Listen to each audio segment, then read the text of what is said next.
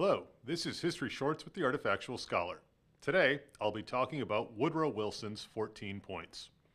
By January 1918, the First World War had been raging in Europe for 3.5 years. Though the United States had officially declared war on Germany in April of 1917, American troops had only just begun arriving in France in significant numbers. Still, President Wilson was very concerned about what kind of world would emerge from the carnage and destruction in Europe. On January 8th, before a joint session of Congress, Wilson presented what came to be called the 14 Points, his vision for a post-war, peaceful world. Wilson and his advisors realized that the war had begun because of competing colonial claims and dynastic rivalries among the European powers, and proposed a plan that would deal with the complex web of geopolitical, nationalist, and ethnic concerns. Broadly speaking, Wilson's 14 points had 3 overarching themes. 5 of the 14 points called for removing global obstacles to peace.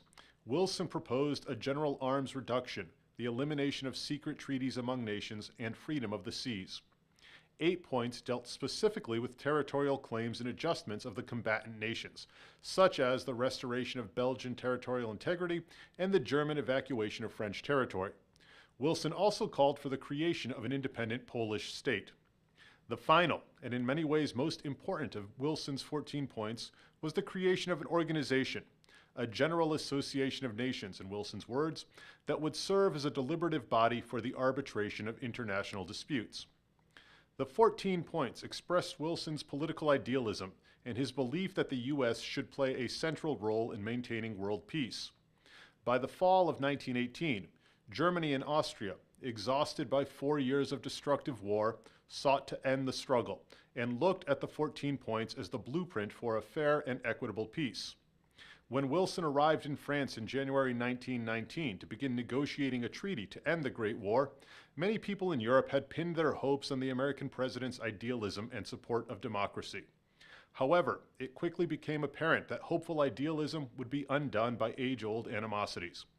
The one significant idea proposed by Wilson that was incorporated in the Versailles Treaty was the creation of a League of Nations. Woodrow Wilson's idealistic vision of a post-war world called for openness, democracy, national self-determination, and the creation of an international peacekeeping organization. Expressed in the 14 points, that vision hoped to create a lasting peace. Yet, political compromise and ancient rivalries undermined Wilson's plan and forced him to slowly abandon many of his hopes.